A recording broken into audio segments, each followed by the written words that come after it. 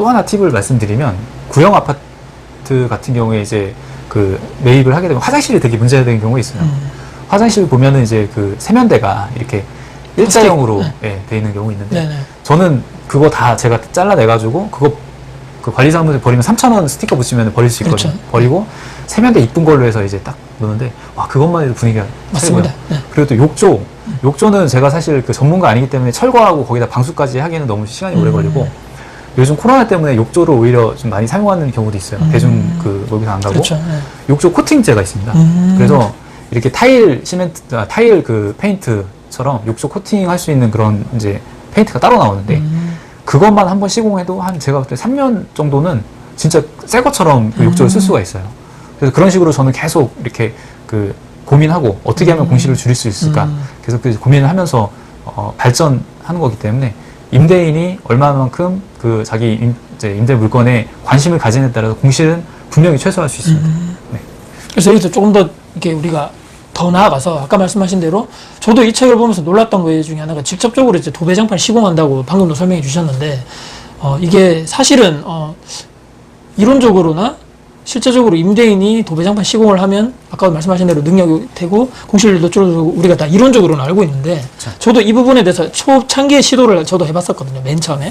근데 제대로 뭐 시도를 안 했거나 열심히 안 해서 그럴 핑계가 될 수도 있겠지만 안 되더라고요. 너무 힘들고 도배 특히 장판도 그래서 이거를 직접적으로 그러면 배워서 어디서 하시는 건가요? 어떻게?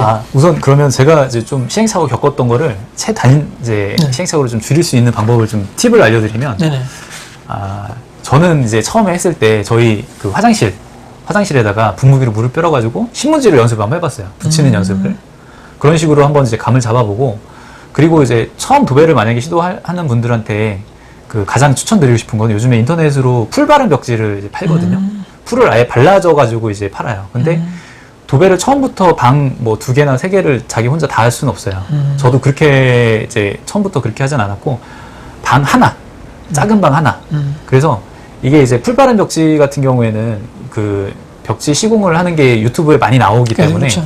본인이 제가 봤을 때 몇 번 이렇게 뭐 신문지로 연습을 하든 하고 풀 바른 벽지로 방 한 칸만 해보면 좀 감이 와요. 그리고 우리가 이제 예전에 우리 어렸을 때나 생각을 해보면 우리 할아버지 세대는 사실 도배 다 직접 했거든요. 집에서 저도 이제 아버지가 도배할 때 풀을 이렇게 개가지고 그렇죠. 드리고 했었는데 그때 생각하면 이게 사실 도배라는 것 자체가 그렇게 엄청 어려운 기술은 아니에요.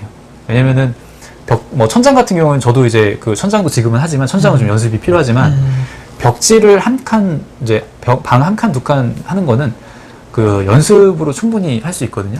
대신에 풀 바른 벽지를 제가 제일 추천을 드립니다. 풀 바른 벽지로 한번 해보고, 그러고 나서 이제 경험이 좀 쌓이면은, 그때는 그 이제 직접 뭐 한 롤, 2롤, 저는 박스채로 이제 사가지고 이제 구비했는데, 그거 하나, 두 번째는 나중에 이제 도배를 해보면, 바르는 게 일이 아니고, 그 이제 그러니까 풀을 이제 개갖고 바르고 그 뒷정리하는 게 엄청난 일이거든요. 그렇죠. 그래서 저는 이걸 어떻게 해결했냐면 요즘에 시중에 그 국내에서는 제작이 안 되는데 이제 해외에서 그 중국에서 이제 그 풀 바르는 기계가 있어요. 소형. 이렇게 한 30만 원 정도 하는데 이제 그게 또 수요가 있어서 그런지 요즘에 많이 이렇게 들어오더라고요. 그래서 처음에는 플라스틱으로 된 그런 거였다가 요즘 올 스텐으로 된 그 풀 바른 벽지가 있습니다. 이제 다크호스님하고 저 같은 임대사업자 카페 있잖아요. 네네네. 근데 요즘에 보면은 그 카페 회원님들 중에서도 직접 그 도배하는 분들이 많이 늘어나는데 그런 분들 보면은 풀 바르는 벽지, 그러니까 풀 바르는 기계를 많이 추천해 주셔서 저도 그래서 알게 됐거든요. 근데 이게 풀 바르는 기계 자체가 그 이렇게 펼쳐놓고서는 자르고 이런 게 아니고 그 기계에다가 넣고 수동으로 돌려가지고 풀이 발려서 나오면 이렇게 잘라가지고 이렇게 차곡차곡 해서 하는 거기 때문에 우선 첫 번째로는 이제 풀 바른 벽지를 이제 기성품으로 사가지고 한번 해보고 어느 정도 이제 경험도 쌓이고 하게 되면 풀 바르는 기계 소형으로 해서 수동으로 한번 사보는 걸 추천드리고요. 만약에 정말 뭐 집이 그런 벽지를 깔아가지고 이렇게 바를 수 있는 그런 여건이 되면 좋지만 사실 그렇진 못하니까. 그렇죠. 그래서 최소한 이제 풀 바르는 기계 정도는 하나 구입을 해놓으면은 굉장히 도움이 많이 되고 장판 시공은 사실 뭐 딱히 이렇게 기구가 필요한 건 아니에요. 장판 같은 경우에는 우리가 평당으로 이게 폭이 183cm거든요. 네네. 그러니까 183 하면 딱 한 평이 나옵니다. 그래서 그렇게 보통 이제 미터당으로 끊어 파는데 그거 같은 경우에는 이제 시공할 때 이렇게 겹쳐가지고 쫙 잘라서 깜짝같이 이렇게 붙이는 거. 용착제라고 해서 이제 본드를 이렇게 해가지고 붙이는 거. 그게 이제 관건인데 그거 같은 경우는 저는 유튜브 많이 봤었어요. 유튜브로 이제 해보고 실제 해보고 그리고 또 하나 팁이 기존에 그 장판 이렇게 다 걷어내면 이 장판 시공하는 전문 시공사들이 이렇게 매직으로 이렇게 선을 그어놓은 게 있어요. 보통 아파트 같은 경우에. 네네. 그래서 그 선을 잘 보면 그 선에 맞춰서 이제 시공하면 어느 정도 깔끔하게 됩니다. 그래서 다 걷어내고 장판 기존 걷어내고 딱 청소해 보면은 매직으로 이렇게 선들이 있는데 한 2개 정도 이렇게 있어요. 그런 선에 맞춰가지고 딱 시공하고 그거는 장판은 한 몇 번 해보면 제가 생각했을 때는 좀 그렇게 어려운 건 아닌 것 같아요. 그냥 깔아가지고 잘 이제 마무리하는 그런 부분만 하면 되니까. 그래서 저도 사실 이렇게 장판하고 도배를 할 생각을 못 해봤는데 이거 내가 한번 해보면 되지 않을까? 유튜브 보니까 또 이제 셀프로 많이들 하시고 그래서 장판 도배 뭐 내가 했다가 잘못되면 이거 어떻게 하나 임차인데 안 들어오면 어떻게 하나 그렇진 않고요. 어느 정도 이제 풀바른 벽지로 연습을 해보면 그렇게 어렵진 않습니다. 이렇게 시도하는 게 가장 중요하고요. 그렇게 해서 차근차근 해보면은 뭐 그거는 제가 좀 추천드리고 싶어요. 임대인이라면은 기본적으로 도배 장판 정도는 해야 내가 어느 정도 그래도 임대인이다, 어느 정도 경험이 있다 이렇게 좀 말씀드릴 수 있을 것 같아요. 추후에 제가 잠깐 방금 생각난 생각인데 추후에 강의를 이쪽으로도 저는 하시면 왜냐하면 말은 이렇게 우리가 이론적으로는 이렇게 내가 했기 때문에 설명을 하는데 막상 아까 말씀하신 대로 혼자 이걸 시도하기는 두려움이 앞서는 분들이 엄청 많을 거예요. 그래서 저는 제가 봤을 때 나중에 도배 반 이렇게 기초반 장판 기초 중급반 이렇게 하셔가지고 하셔도 제가 봤을 때는 충분하게 배우러 오실 분들이 엄청 많으실 것 같아요.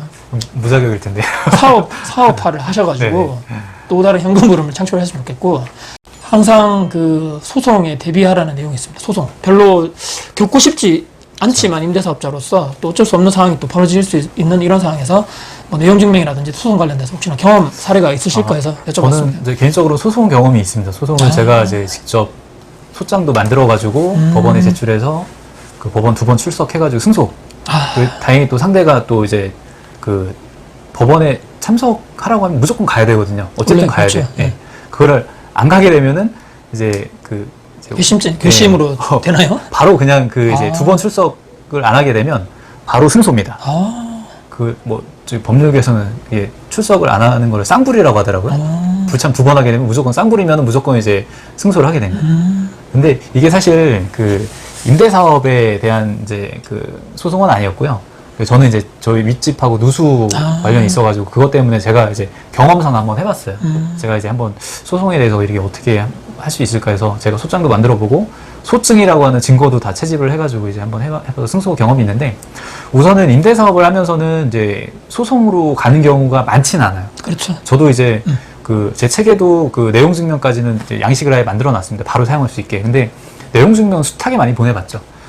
근데 이 소송이 명도 소송이거든요, 보통. 명도 소송은 그렇게 승소하기 어렵진 않아요. 시간이 문제죠. 그 시간을 보증금이 작으면 명도 소송을 하려고 하는 의지 자체가 없어져 버립니다. 왜냐면 보증금 다 깎이고 뭐 승소해봤자 남는 게 없으니까.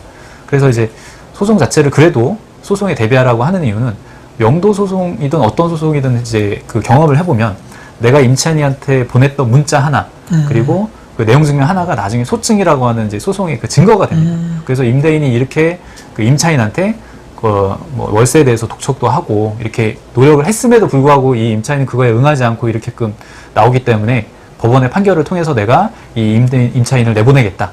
그렇게 해서 명도 소송을 하는 거거든요. 그래서 뭐 문자 하나 보내더라도 이제 뭐 내용 증명 보내더라도 항상 이거는 뭔가 소송의 그 증거가 될 수 있다. 이렇게 생각을 하고 보내면은 조금 더 이제 내용에 대해서도 좀 더 이제 심도 있게 생각할 수도 있고요. 그렇게 해서 이제 소송에 대비하라고 이렇게 제가 해놓은 거고, 실제로 소송은 안 하는 게 좋죠. 그렇죠. 최대한 이제 임차인하고는 협의를 하고, 그리고 보통 명도 소송은 사실 그게 시작이 아니고 끝이 아니고 시작입니다. 명도 소송을 해서 이제 승소장이 나오면 이걸 가지고 우리가 강제 집행이라고 하는 이제 절차로 그렇죠. 가야 되는데. 집행관 이제 섭외를 해서 강제 집행을 이제 뭐 강제 개문을 해서 뭐 집기를 끄집어내고, 근데 그 집기를 또 버릴 수가 없어요. 이걸 또 다른 이제 보관을 해야 되는데 보관료를 또 다 그렇죠. 우선 1차적으로 임대인이 부담을 해야 되고, 그리고 그 집기뿐만이 아니고 거기에 이제 사람이 살고 있으면 그 사람까지도 끄집어내야 되는데 아, 이거는 이제 그렇게까지 하기에는 너무 이제 좀 정말 어려운 거고, 실제 임대하면서 상가가 아니고서는 이제 주택 같은 경우에 이렇게 명도소송으로 사람 끄집어내는 경우는 많지는 않을 거의 거예요. 없다고 봐야 되죠. 예.